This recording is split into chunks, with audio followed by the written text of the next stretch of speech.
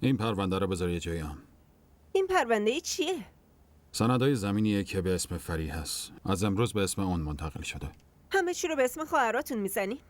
اون بیوهه که همه خونه رو تصاحب کرده و کوچیکه عروسی میکنه و با خودش 100,000 جهیزیه میبره.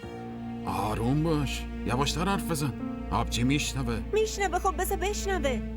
واسه دخترت هم چیزی میذاری یا نه؟ در ضمن من توی زندگیم اولین باره که همچین پلیس ترسویی میبینم که جلوی خواهرش مثل گربه مظلوم میشه. گوش کن بنده خدا، این سند همون زمینیه که وقتی بابام زنده بود به اسم فریه زده بود.